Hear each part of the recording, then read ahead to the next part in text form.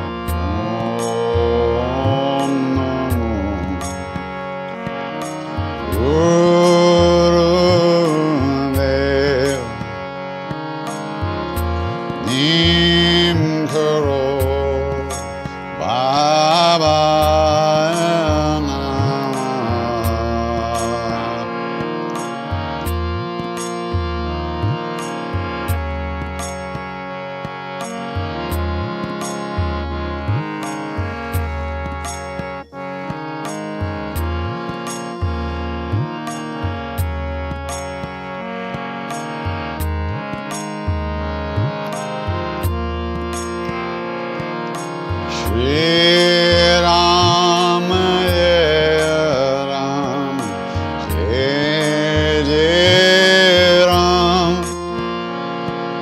Shri Ram Jaya Ram, Jai Jai Ram.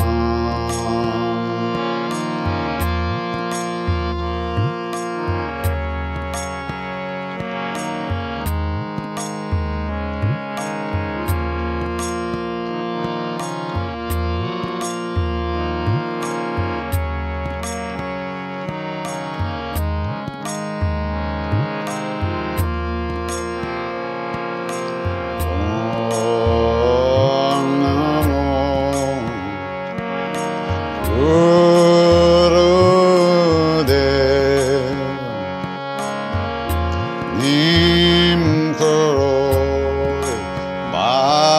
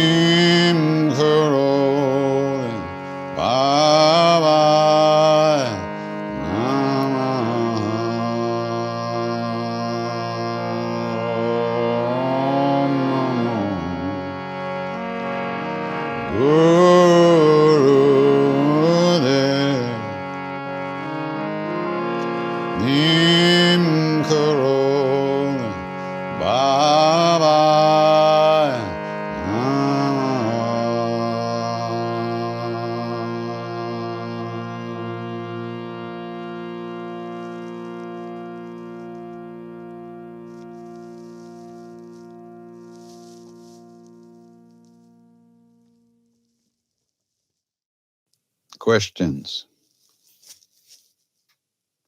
Can I share more of my story of my decision leading up to committing to chanting more deeply? You're assuming a lot of stuff in that statement, in that question. First of all, you're assuming that I made a decision. Second of all, that I committed. And third, that it was even more deeply. Not at all. It was an instant recognition when I heard the chanting in India that I could do this. This was something I could really give myself to. I mean, one of the problems we have is that we're so scattered and fragmented and distracted. It's so hard to focus on something other than immediate pleasure. You know, if it's a movie or a good meal or whatever, we seem to be able to focus. But when it comes down to doing something that doesn't give immediate gratification, it's very hard. And I had noticed that in my life very intensely, that even in situations that you would think that I could really give myself to, my neurotic, endless, obsessive mind stuff would prevent me from really getting into something. But when I heard the chanting, walking around that lake in Nainital the first time,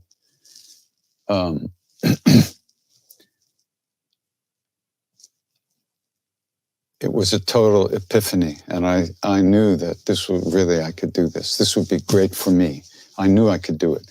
And once again, I wasn't collecting chants to bring back to America to have a career. No, because I was never coming back to America. That was my idea. Maharaj-ji had a different idea, but he didn't tell me at that time. I thought I was going to stay in India the rest of my life. So that's that. So it's not something, it's not a decision. It's something you have to follow your heart. Your heart tells you that this is for me. This is something. And until that moment happens, you have to pray in one form or another by begging the universe to give you something that really works for you.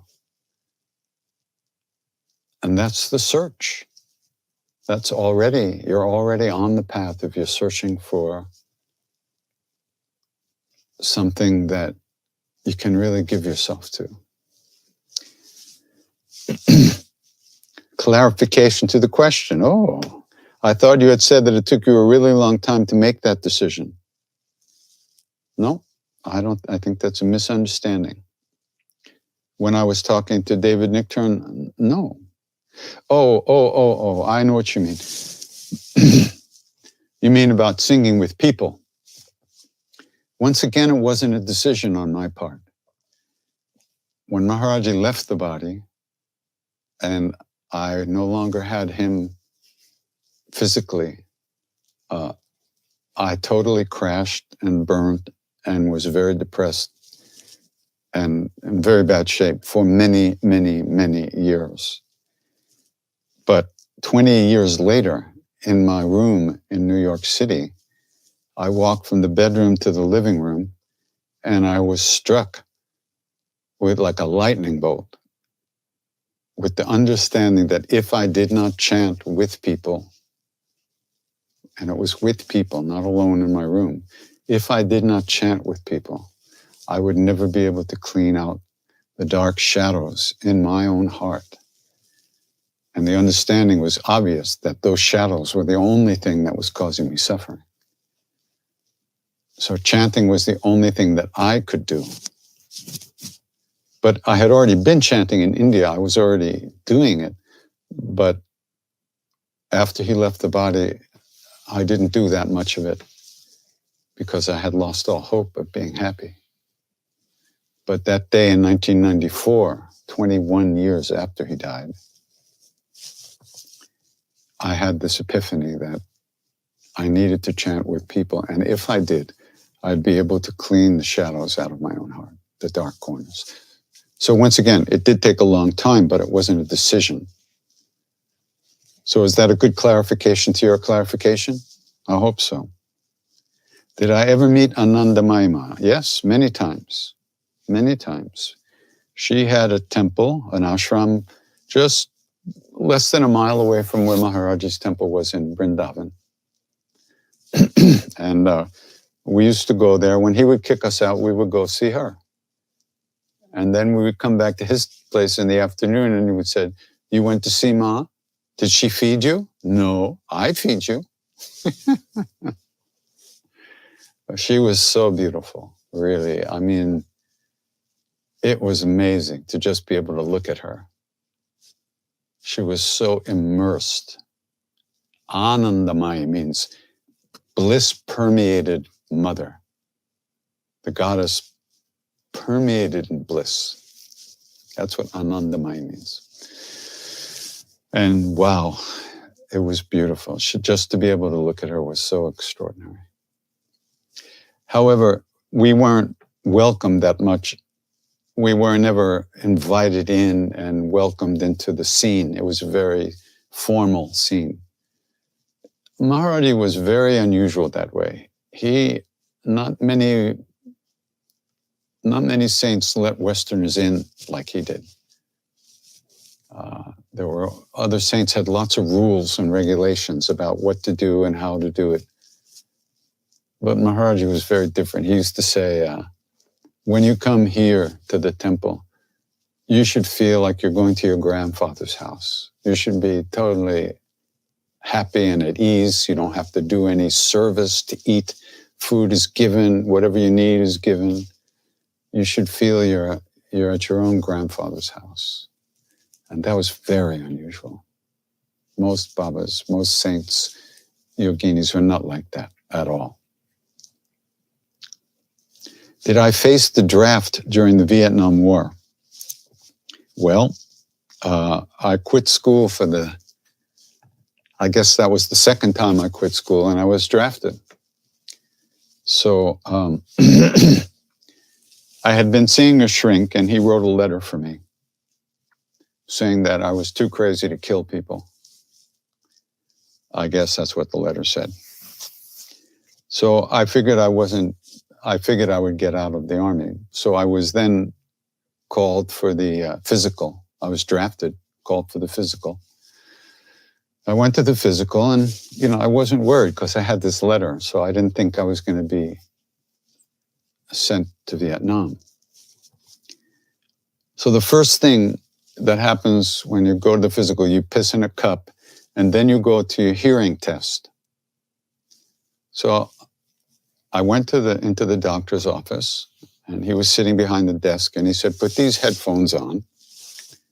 And when you hear a sound in your left ear, for instance, put your hand up. And when it stops, you take your hand down. If you hear it in the right ear, you put your hand up. And then when it stops, you put your hand down. All right, I think I can handle that. So I closed my eyes and I heard a sound. Then it stopped. And I heard another one. And it stopped, then another one. But then before this one stopped, there was another one. And then another sound came and one stopped and another one started. And I was like, how do you do this? This is crazy. How do you do this? I'm going like this.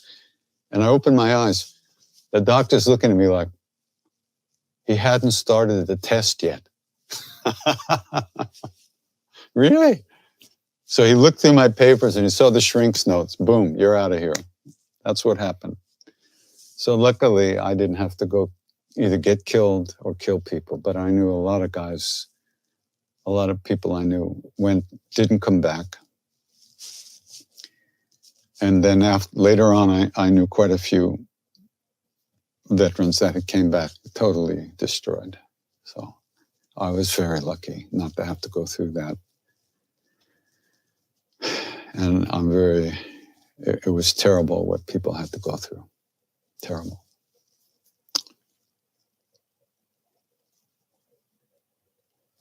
On the Duncan Trussell podcast, you mentioned when you were dosing with LSD, how do you compare those experiences clearing out the dark corners versus the chanting practice and the teaching practice? Well,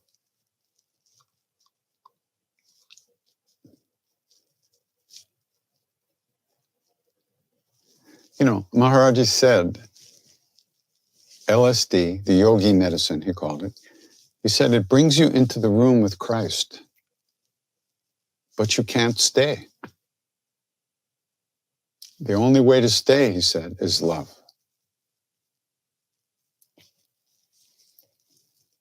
And the implication was that if you keep blasting yourself into that room, sooner or later you do damage to yourself. It's not the way to go. I had incredibly great experiences on acid. It was like getting let out of jail for me. I used to play with my dog in the snow for hours. I was just so happy being free of my stuff.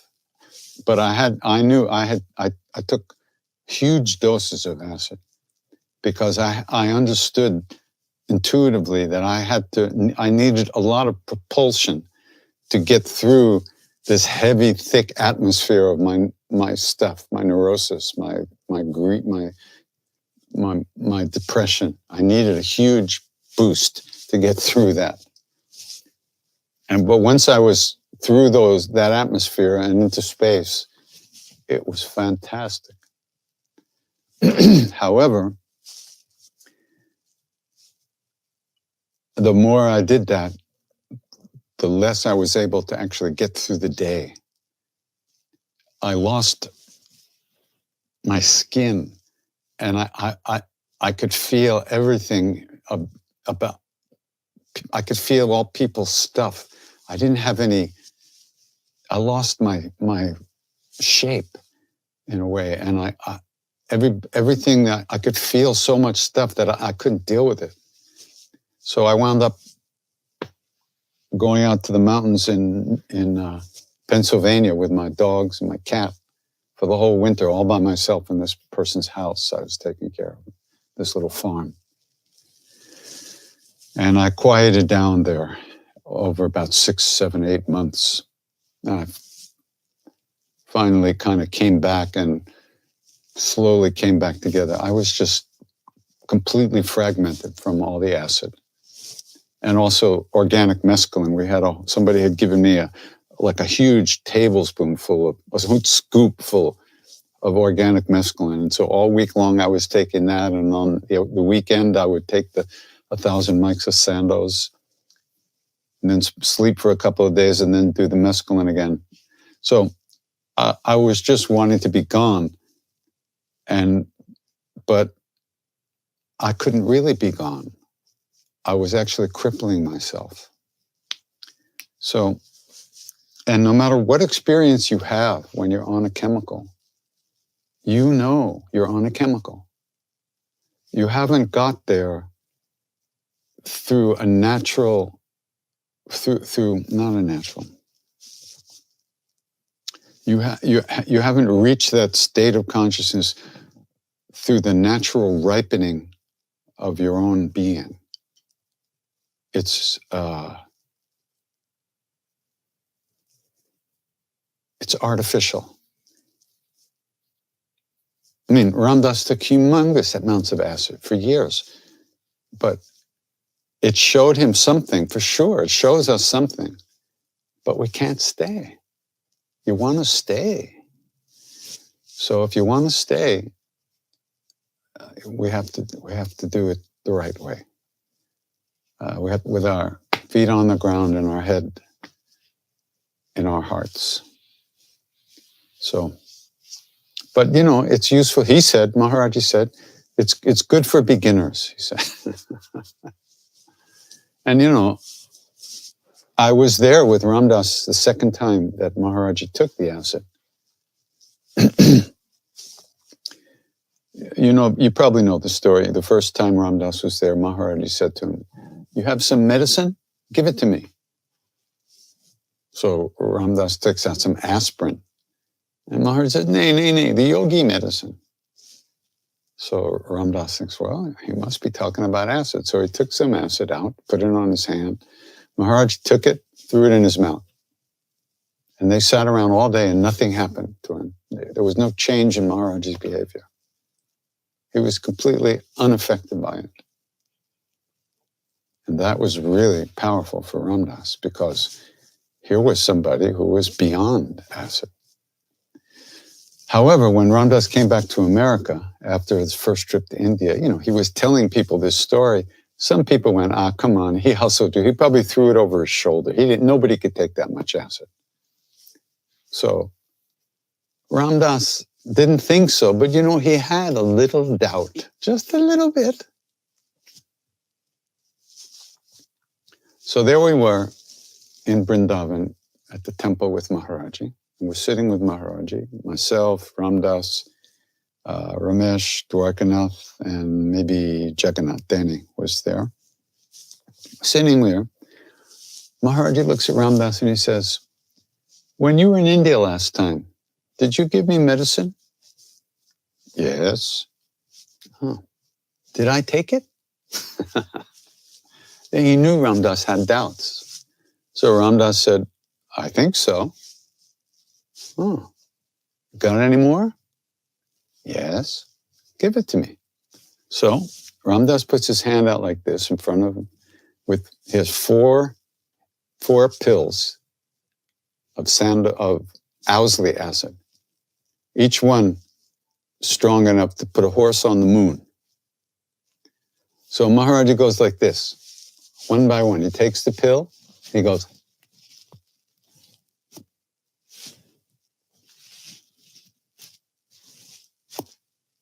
four times. There was no doubt he took the pills. So we're sitting there after a couple of minutes. Then he takes his blanket and he pulls it up over his head. And then he opens it up like this and he goes. And then he closes the blanket again. He goes. I was sitting next to Ram Dass. It was the only time in my life I ever saw a purple human being. He turned purple because he thought, oh my God, he really didn't take the acid the first time. And now he knew I had doubts, so he wanted to prove it to me. Now I've killed my guru. The minute he thought that, Maharaj just stopped the whole show and he laughed. And he said, yogis have known about this for thousands of years. It used to grow up in the mountains. And a yogi would go, he'd bring his mind to one point, he'd quiet down, he'd bring his mind to one point, he'd take the medicine, and he'd go through the door. That's what he said. The key to it is being able to bring your mind to one point. If you can't bring your mind to one point, if you can't calm your mind and keep it at ease on one point, when you take the acid, you're all over the place.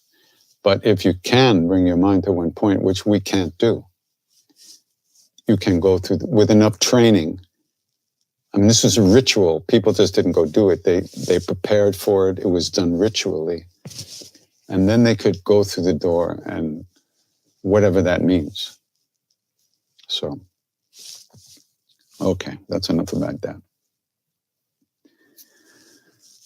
Oh, so anyway, so the chanting practice, chanting and other practices, they clean out the mirror of our hearts. They clean out our hearts and give us a place to sit more deeply in our true nature and ourself.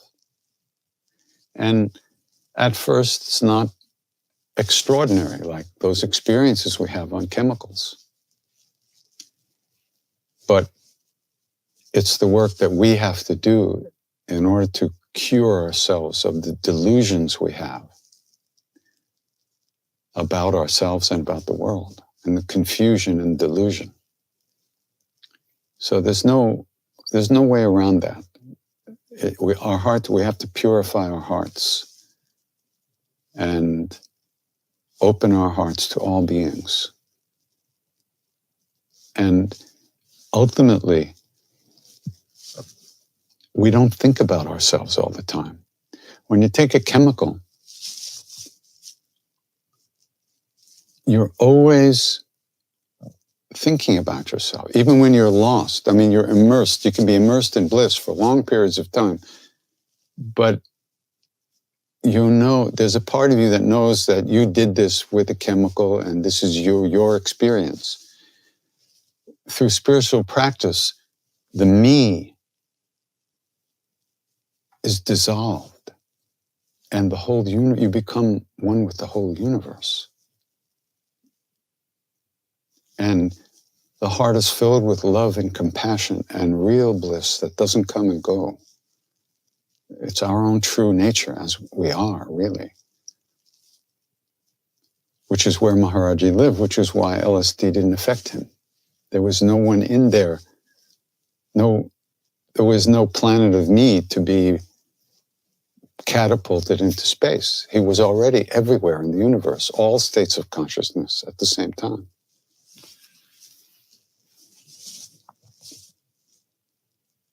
Why are we so focused on romantic relationships? Why is it difficult to love yourself instead? Why is it instead?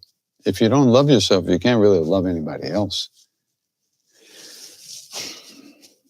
Romantic relationships, you know.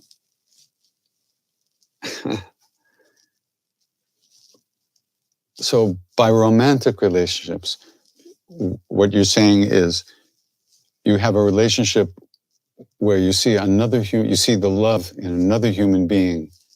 You fall in love with another person and you feel a bond with that person, an attraction and a connection. And when you're with that person, when you see that person, you feel love yourself because that person is doing the same thing with you.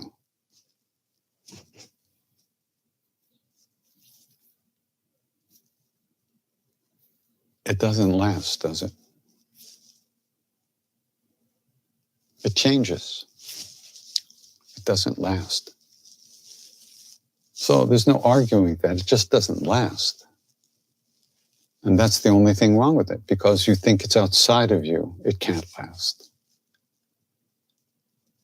That person is pushing a button for you that makes you feel good about yourself because they're looking at you with those eyes of longing. But we can't look at ourselves that way because we have too many programs running. And so we want to escape from those programs. So we throw it all onto somebody else and then, yeah. But, you know, a person can't be who we need them to be. They're already somebody. And they have their own stuff. So ultimately, whatever that original, powerful, psychosexual connection is, it's going to change and dissolve, most likely. Because we just, you know, we don't know how to be good to ourselves, because who did we have in our lives to teach us that? To show us an example of what it is to be good to ourselves? My parents, they didn't love themselves. They were full of stuff, full of problems. I took my shape from them, so I'm full of problems. So that's why we're doing spiritual practice, because to find the love that is already in there, that doesn't depend on anything outside of us. The peace, the beingness, the space within.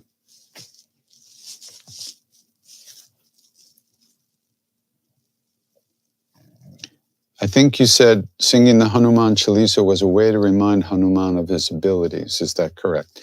Well, the story is that when he was a baby, he had all the superpowers. But as a baby, he was completely unrestrained. He didn't know what he was doing. He saw the sun up in the sky and thought it was a fruit. So he leapt up to eat it. So the Indra, the king of gods, shot him with a thunderbolt to knock him down because he was about to eat the sun. So, and he loved the rishis. So he used to go to the jungle and play with the rishis. He used to throw them up and juggle them. And he was interfering with their practices. So they cursed him. They said, "You will only remember your powers when you are reminded." So then he became like a regular monkey for a while, until such time as he met Rama and was reminded of his powers. And that's where the story goes. So that's the story. So many years ago, one of Maharaj-ji's great old devotees was at the temple, very old man. And I went to say goodbye to him because I was leaving to go back to America. And he said to me, he said, do you sing Hanuman Chalisa? And I said, yeah. He said, why? And I said, I don't know. He said, does Hanuman need us to praise him? And I said, no. He said, no. He said, we sing the Chalisa to remind Hanuman of his powers so that he can come and save our asses. That's what that means. Because otherwise now Hanuman is just immersed in ecstasy, in love, and bliss in Rama. He's not at all concerned.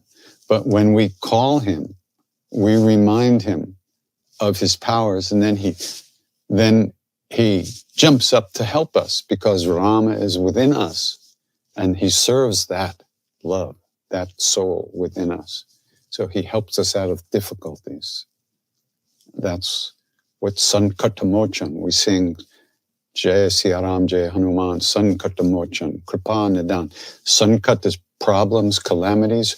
Mochana means remover or crusher of, destroyer of problems. Kripa Nidan means abode of grace, bestower of grace, the giver of grace.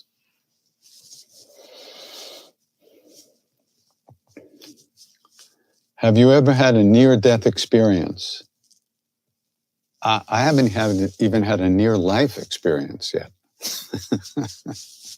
No, but I did have a friend who used to say, oh my goodness, he said, I'm having an in-the-body experience.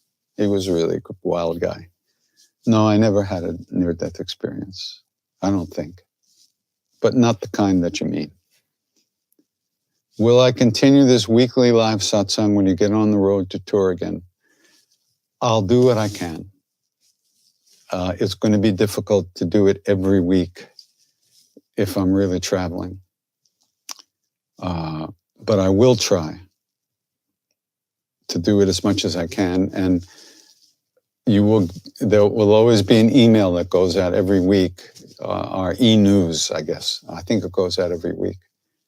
So you'll be able to know, they'll notify you if it's going to happen. I'm going to try to keep doing it because I love doing it. But we'll just see how possible it'll be.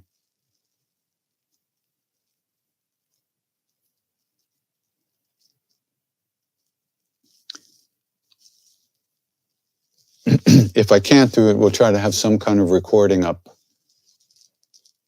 for you to listen to of something. I don't know what. Is there a prayer you use to petition Maharaj-ji to help the world when war happens? Or do you just trust that he knows what is in your heart and is already working on it? Both. I trust that he knows what's in my heart and in the hearts of all beings. And whatever he can do,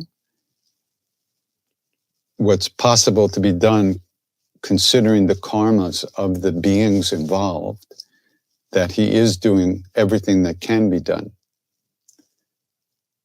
And at the same time, I ask him to take care of the world. Will you? Come on, it's your world. Take care of it. Don't let this happen. But, what can we do? What has to happen has to happen. We don't know what it is, so we try to do the best we can to alleviate suffering as best we can. But there are big forces at work that are beyond our ability to change, but we can still ask. It's important for us to ask and to petition. If you don't like the word pray, petition these great beings to help us, to save us, to fix this world. But what is the world? It's the minds of all the beings in it. That's what's creating all this stuff. And this war, you could probably say that the pandemic had a lot to do with this war, because the pandemic drove so many people crazy, because they lost their usual way of being in the world and avoiding things and getting along, being free to come and go.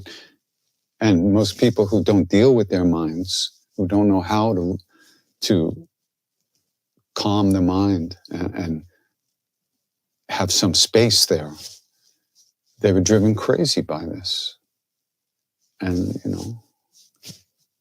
those people. So it's all part of one big thing. And our aspiration is that everyone can live with ease, that there will be peace. There's no reason for this. We don't need this. But there it is. It's here anyway. So we just do the best we can.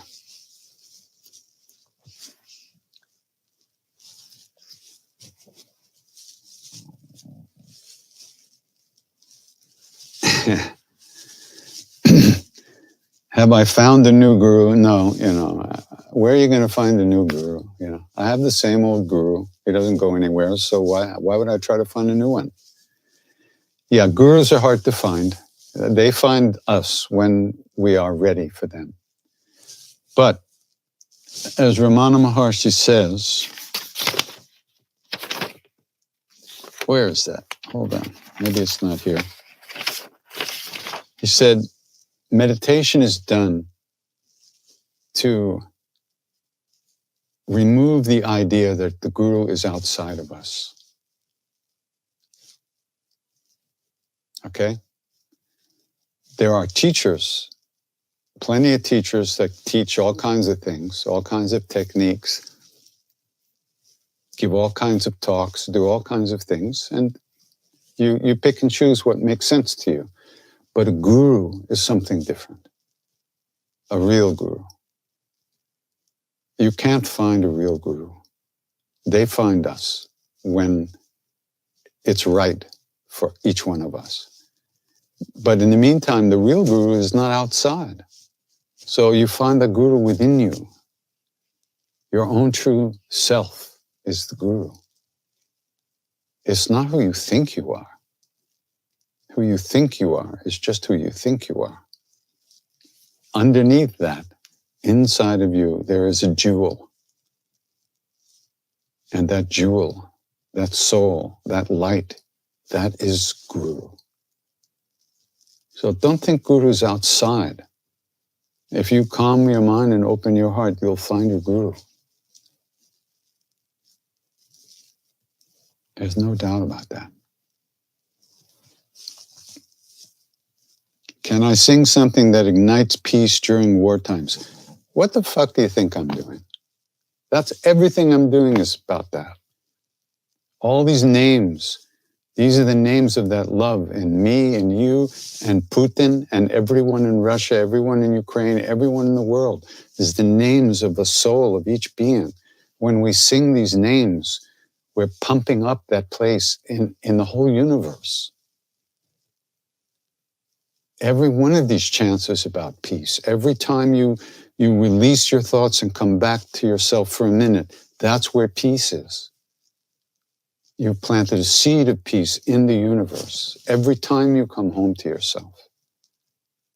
So there's no special thing to do. Everything you do that has the motivation to find reality, to overcome selfishness and pride and anger and fear and shame and guilt and and manipulation of other things for your own pleasures.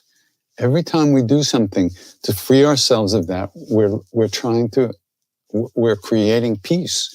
We're getting closer to peace, not just for ourselves, but for everyone, because we're all interconnected. There's no separate people. We just think we're separate, and that's why we suffer. So, every chant is about peace. Every chant is about love. You have to let yourself feel it. If you don't let yourself feel it, how is somebody else going to feel it? So find that peace in you, and then anyone you meet will feel that. All right, that's it for today here with this.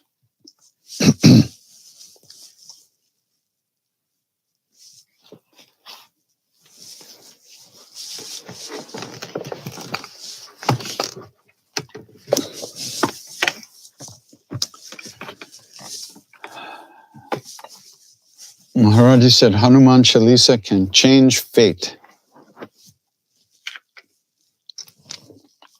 So it's only the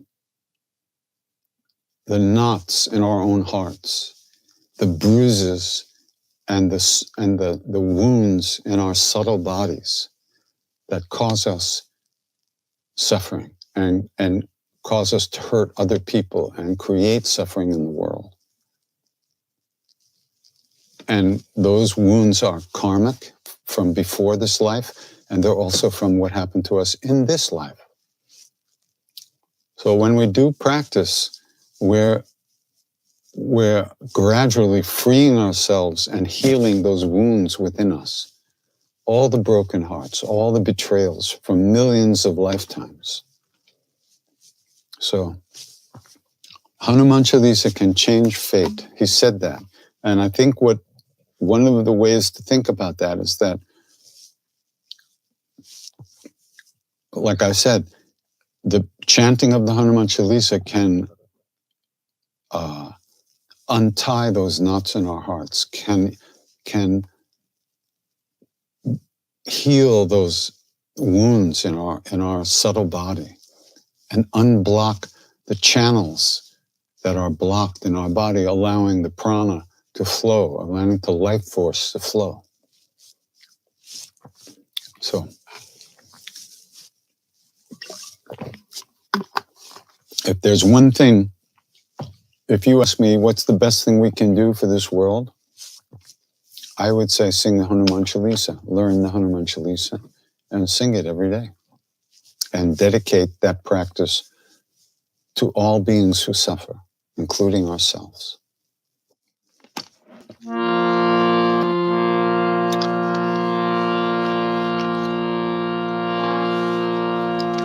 And so,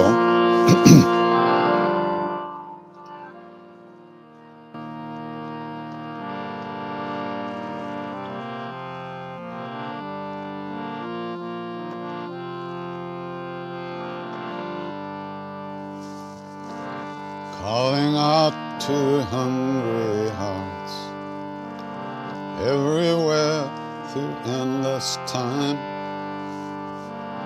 You who wander, you who thirst, I offer you this body mind. Calling out to hungry spirits everywhere through endless time. Calling out to hungry hearts, all the lost and the left behind. Gather round and share this meal, your joy and your sorrow, I make it mine.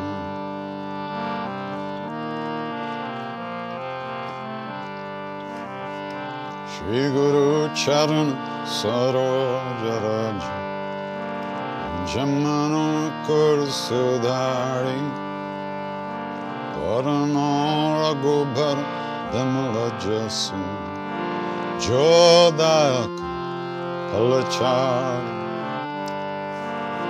Buddhihina Tanujanike Sumiram Pavan Kumar Siaram Vallabhuddhi Vidya Dehu Mohi Harahu Kalesa Vikar Syavara Ramachandra Pada Jai Sharanam Jai Jai Jai Hanuman Gyana Gunasar Jai Kapisati Loka Ujara Ramaduta Tulta Baladhan Anjani Putra Pavana Sutana Mahavir Vikram Bajrangi Matnivar Sumati Kesang Kanchana Varana Viraj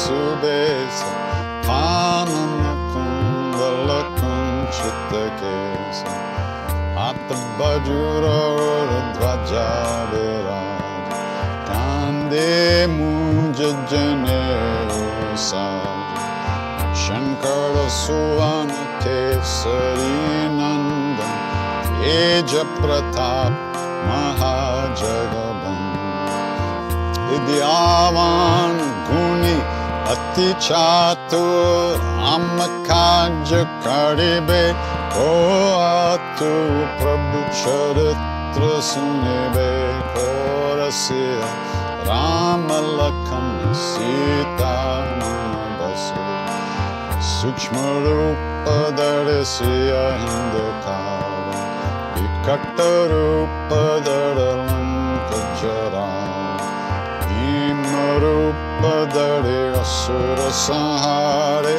Ramachandra Ke Kaja Samvara Lai Sajivan Lakhan Ji Aaye Shri Raghubira Harshi Udalai Raghupati Kinhi Bahut Barai Tumama Priya Bharatai Samabhai Sahasabadan Tumaro Jasaga Asakahi Shri Pati Kantalaga Sanakadika Brahmadi Munisa Narada Sharada Sahita Ahisa Namakuber Digapala Jahante Kabiko Bidakaya Sake Kahante Tuma Upakar Sugriva Inkin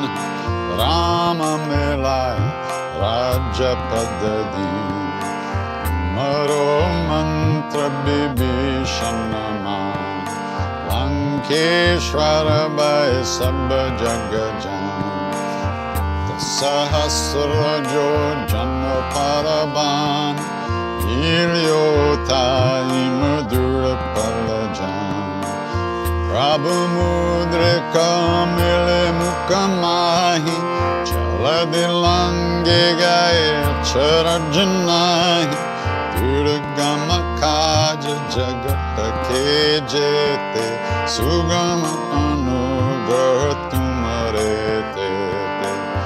Ramaduvare Tumarakava Hotana Agya Binu Pezar Sab Sukala Hai Tumhari Sharan Tumara Chakapahu Kodaran Apana Teja Samaro Ape Tinon Lokahanka Tinkampe Bhut Pisashan Katan Nahi Aave Mahavir Jabanam Sina Nase Roga Hare Sabapir Japata Nirantara Hanumatabir Sankatate Hanuman Churave Manakama Bhachana Dhyana Jolave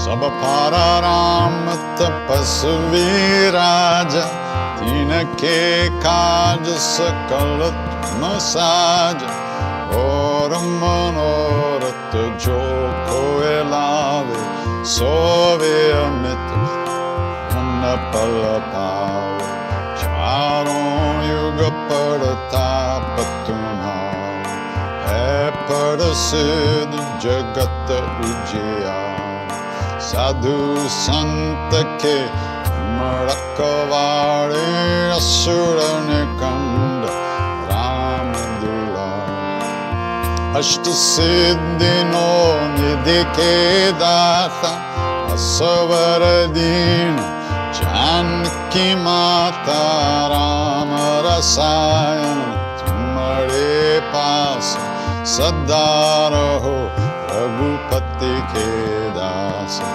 तुम्हारे भजन राम को पाओ जन्म जन्म के दुख बिसराओ अंत काल रघुबर पुर जाई जहां जन्म हरे भक्त कहाई और देवता चट्टन धरई अनुमत से सर्व सुख करे संकट कटे मिटे सब पीर जो सुमेरे हनुमत बलबीर जय जय हनुमान गोसाई कृपा करो गुरुदेव की नाय जो सत बार पाठ कर कोई छूत ही बंदी महासुख होय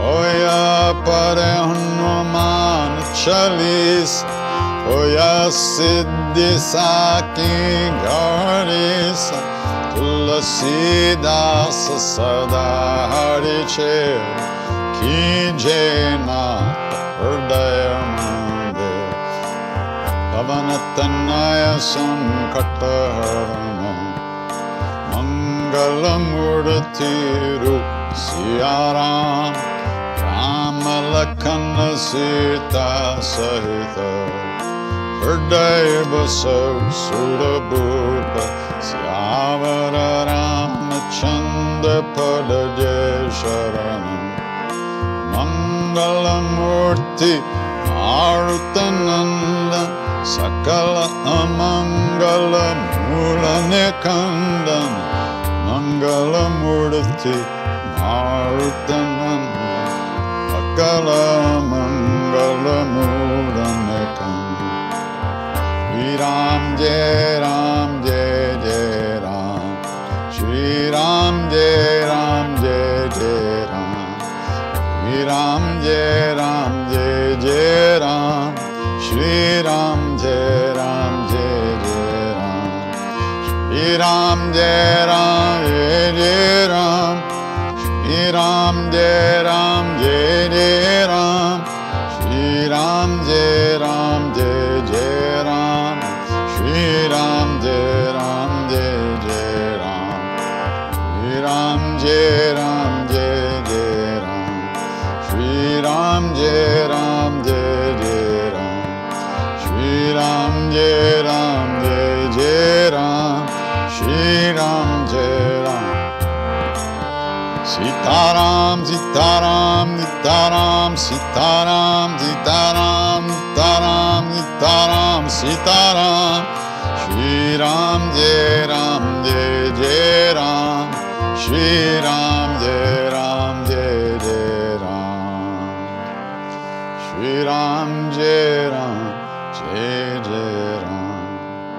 श्री राम जय जय राम श्री राम जय जय राम श्री राम जय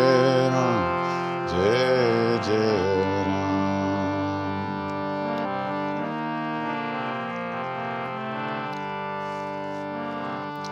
calling out to hungry hearts everywhere through endless time. You who wander, you who thirst, I offer you this heart of mine. Calling out to hungry spirits everywhere through endless time. Calling out to hungry hearts, all the lost and the left behind. Gather round and share this meal, your joy and your sorrow, I make it mine.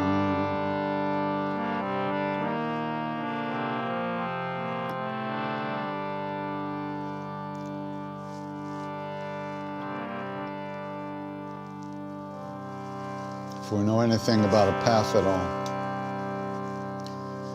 if we know that there might be a way to live in this world, in a good way, with an open heart and without fear,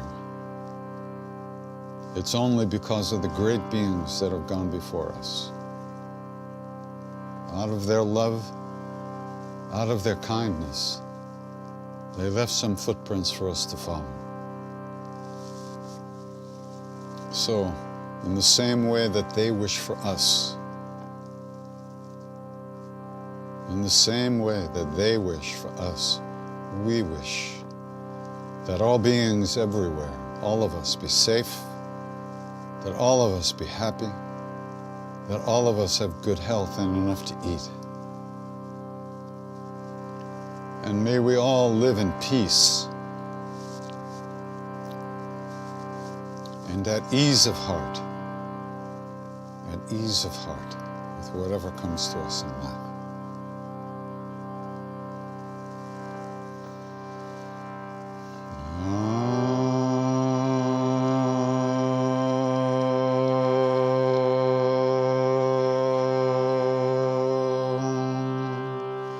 Chanting, chanting.